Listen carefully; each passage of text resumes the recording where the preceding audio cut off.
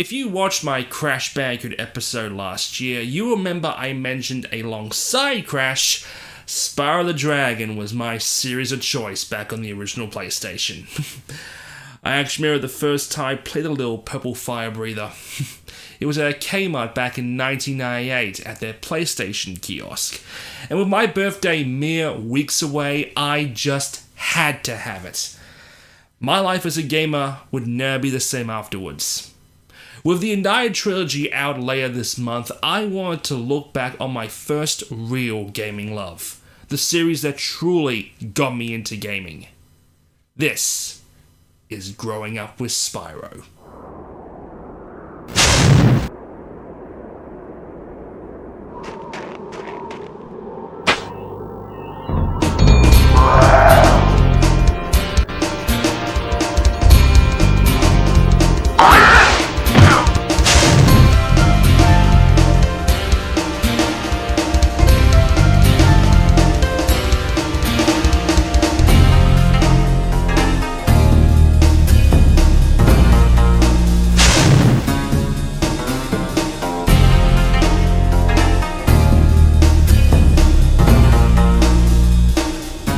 Growing up, I was a much different kind of gamer. Only owning a PlayStation, I wasn't able to indulge in the N64. Heck, I remember wanting a Sega Saturn when it first came out. Dodged the bullet with that one. My first game was the original Crash Bandicoot, and after months of playing it as well as the demo disc that came with my console, I started hearing news about this brand new game about a purple dragon. So, for my birthday in September 1998, I was given a brand new copy of Spyro the Dragon. Okay, rolling. Oh! So the original Spyro opens up in the Dragon Kingdom, with them doing an interview, for some reason. And some of the statements seem to anger a certain nasty Norg, who then proceeds to turn everyone into crystal, except for Spyro. Looks like I've got some things to do. Let's see, an ugly simpleton who retaliates extreme to comments he hears on TV. Nah, too easy, too easy, too easy. The main goal is to free the dragons. You know this as it's the first thing the first dragon you rescue from their crystal prison tells you to do. Every dragon you rescue gives you a brief snippet of advice, ranging from informative, until then, remember that supercharge makes you invincible, to pointless, Thank you for releasing me. to just downright confusing. A wise dragon once told me, aim high in life, but watch out for flying boxes. Spyro set himself apart from anything else in the PlayStation at the time. Released a year after DualShock controllers came out, made one of the first real free-roam games that didn't rely on sluggish tank controls. Thanks to the L-stick, you were able to easily walk, charge, and glide around the many creatively designed levels. The gameplay is fairly simple. Free dragons, collect gems, and take down everything in your path with a good charge or a quick fire breath. Spyro's health was represented by a dragonfly named Sparks. As well as picking up gems, his color determined how many hits Spyro could take. You could also recharge him by eating barflies from killing tiny critters. You monster. Gliding, for me, was a real challenge to get the hang of at first. I seemed to always miss my goal by mere inches. Heck, I tried to get up to the second floor of the first level by jumping on these fountains. Spyro came off as incredibly arrogant and hot-headed, pardon the pun, continuously saying how he was going to barbecue nasty Norg. Spyro's voice was provided by a legendary voice actor, Carlos Azaraki, most famous for roles like Rocco and Mr. Crocker. Very good, parents! To this day, there are levels in the game that still stick in my memory, for better or worse. Any level that involved those thieves who had stolen dragon eggs and going nah, nah, nah, nah, over again were insufferable. I remember charging at them all the time and missing them by that much.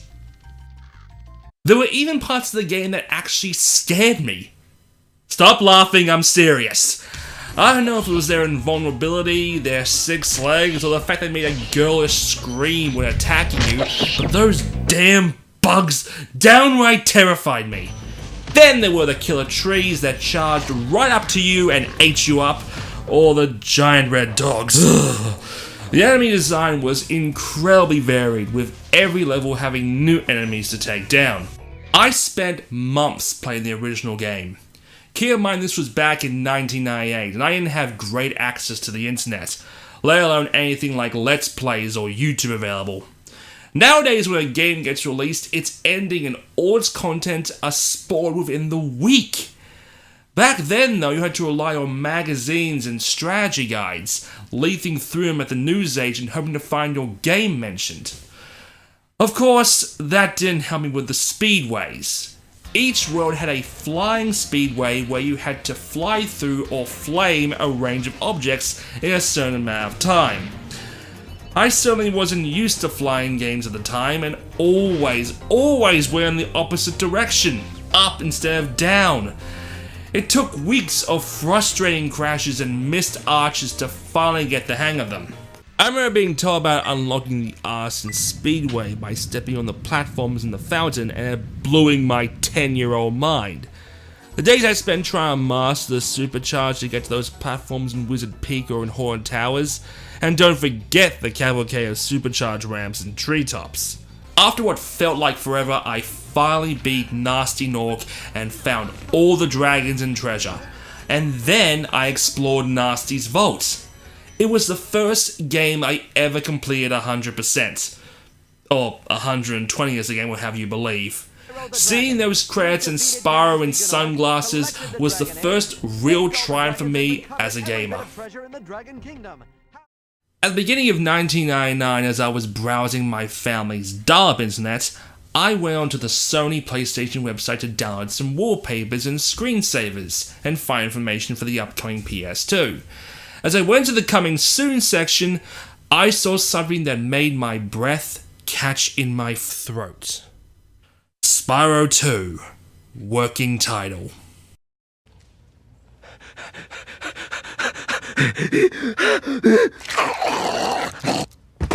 Nothing else mattered that year. I had to have it more than ever.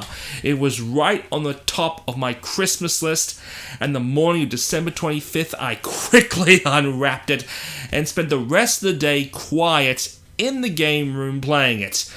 Or as my mother called it, the best Christmas ever. After months of waiting, I was finally playing Spyro 2, Gateway to Glimmer. Yeah, I'll touch on that later. After vanquishing Nasty Nork, Spyro is feeling glum on account of the weather, and decides to head to Dragon Shores for a much-needed vacation. Sadly, his pull is intercepted, and he is transported instead to the world of Avalar by a mole professor, Hunter the Cheetah, and Allura the... elk? I'm a fawn, you dork. Jeez, sorry. Spyro was brought to this world to help the citizens of Avalar fight off the evil invading dictator Ripto, who has been terrorizing the kingdom since he arrived through a super portal. Spyro 2 was bigger in every way. It made the original game look like a concept in comparison. Instead of just finding dragons in a variety of worlds, each level of Spyro 2 has its own citizens that need your help, with each world having its own challenges to accomplish, so you can get orbs and each level's talisman. Talismans were achieved by simply reaching the end of the world, but orbs were achieved through the many side quests. You could be playing hockey, saving cavemen from dinosaurs, or riding that stupid trolley. Trouble with the trolley, eh? Oh, shut up! Gemcasters also looked much better. The mailboxes from the first game that looked like they were made in 5 seconds with a shape tool were replaced with nicer looking metal vases, and they got rid of those spitty and pop-up containers entirely. Spyro also changed voice actors, to the man with 1,000 voices, Tom Kenny. While each of the levels are bigger in terms of content, Spyro 2 was a much smaller world, with only 3 home worlds as opposed to 6 in the first game. But there was also the need for backtracking, as Spyro could unlock new moves in climbing, swimming, and head bashing. Sadly, all of them had to be unlocked by... him!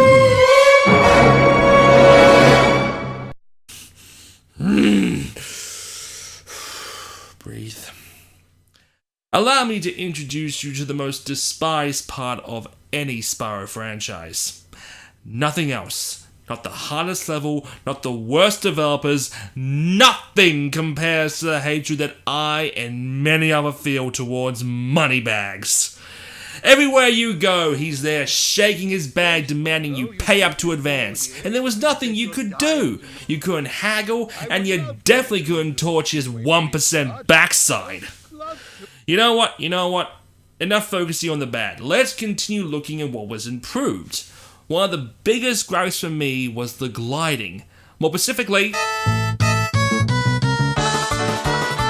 it! Oh, come on! Come on! Fuck! Damn it! Oh, come on! Fuck! Thankfully, you were now able to hover at the end of your glide, which meant you were less likely to be like Maxwell and get smart. Missed it by that much. Sparks also had the ability to locate gems you may have missed.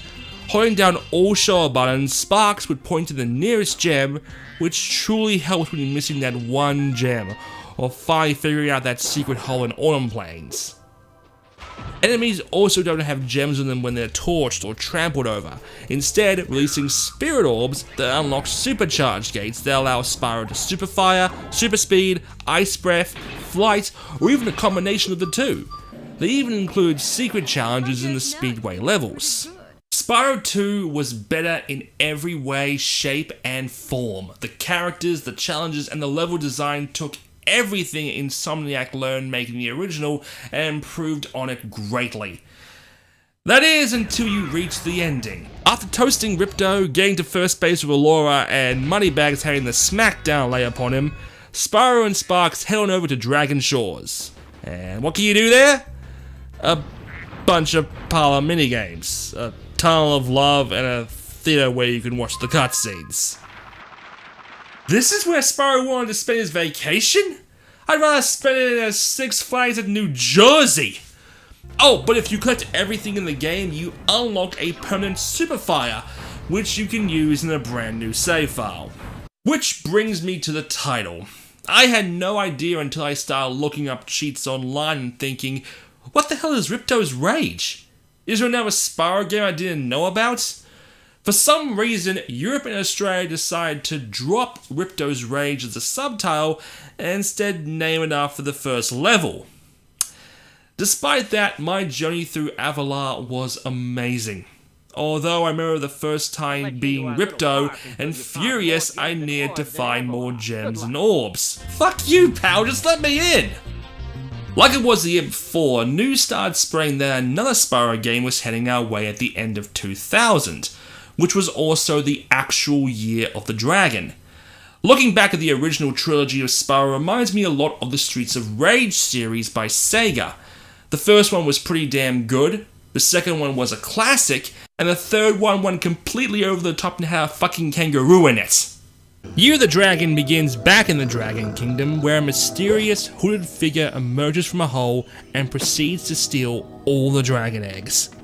Her name is Bianca, and she's an apprentice to an evil empress. She tries to come off as threatening, but because she's voiced by The Simpsons' Pamela Hayden, all I can think of is Millhouse. If I find you here again, I am going to be very angry. What? She's also claimed to have hidden the eggs incredibly well. Oh wait, I found one right behind me. Year of the Dragon took everything from Spyro 2 and worked from there. The main addition is the inclusion of several new playable characters, all unlocked by fuck! What are you doing back? Breathe, let's get back to business. Throughout the game, you basically have to bribe Shitbag here into releasing the kangaroo Sheila, the penguin Sergeant Bird, the Yeti Bentley, and Agent 9, a monkey who needs to cut back on the sugar. Too bad I had a lot more ammo left. Every single character brings their own mechanics and abilities to the table. Sheila can jump and kick while delivering an Aussie accent that isn't entirely condescending. Sergeant Bird has rocket launchers and can fly. Bentley can bonk your head while reciting Shakespeare. Why, you brazenly avaricious, duplicitous, larcenous ursine! And Agent 9... Fuck, man, just calm down. Reinhardt! Ooh, let me at him. With all these new characters, you'd think they would leave Spyro in the background. Nope, he can skate now! Several times in the game, Spyro gets into a skate park with Hunter, where he shreds and grinds like the best. Cause it was 2000 and Tony Hawk games were selling like 5 million copies at the time. Spyro 3 really doesn't do anything different to its predecessor, but the inclusion of new characters helps the game from being stale, and it still has plenty of memorable moments, like adorable secret agent Greg going all Neo on a bunch of ninjas, because again, it was 2000 and that shit was popular. Just ask Conker. Spyro 3 also had hairier moments. That damn Agent 9 first-person challenge comes to mind. Then, halfway through the game, Hunter ends up captured by Bianca, who, bless her heart, she was trying to be evil, but all she ended up doing was getting Hunter to start crushing on her. Year of the Dragon also saw us playing as Sparks for the first time in a series of top-down bullet. Are you seriously gonna tell me Sparks could shoot bullets all this time? He also has a voice this time in the Speedway levels, and by that I mean someone was talking through a kazoo.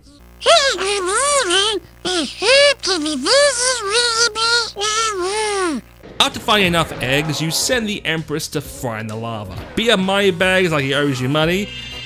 Get it, cause he owes you money.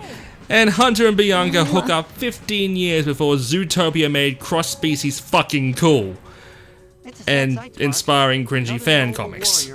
But I've gone this far into the video without discussing one of the most important parts of the Spyro series. The music.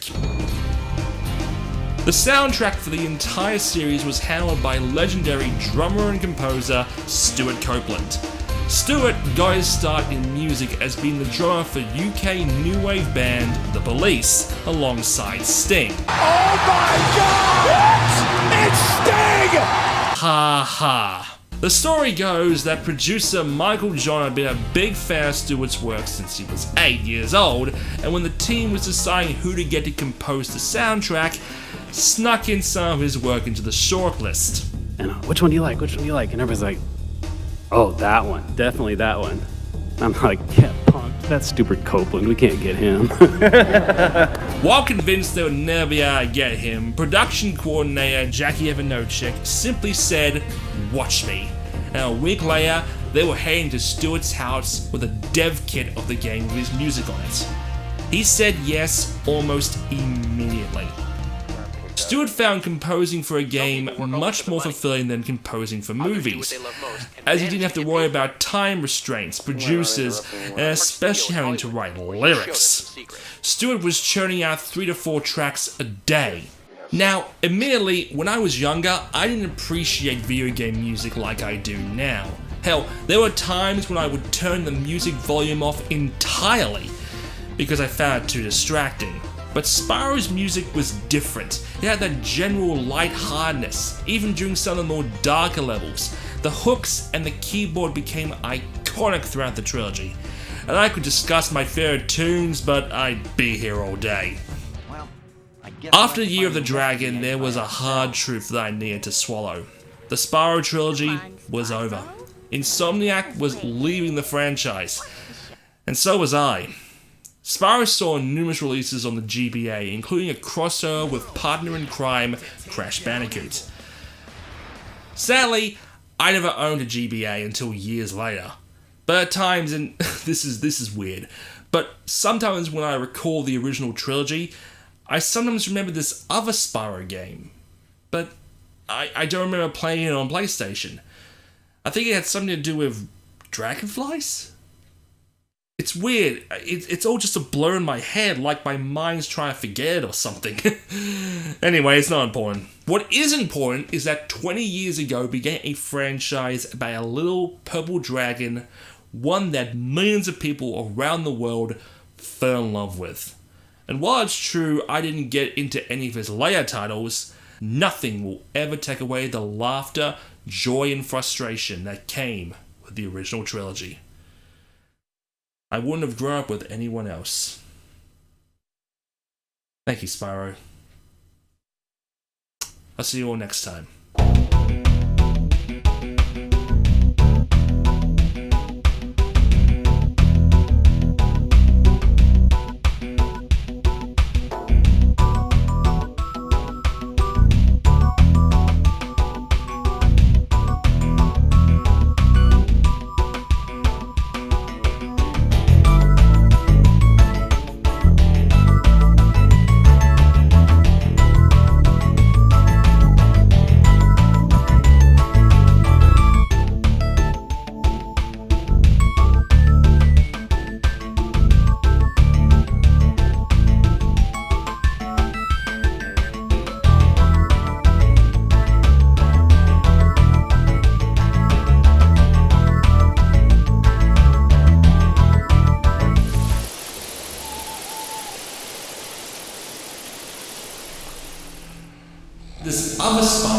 think it had something to do with dragonflies? Like my mind's trying to forget or something.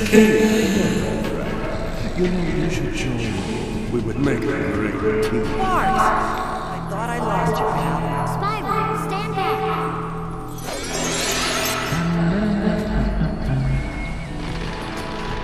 Ouch! Ouch! Ouch! Ouch! Ouch!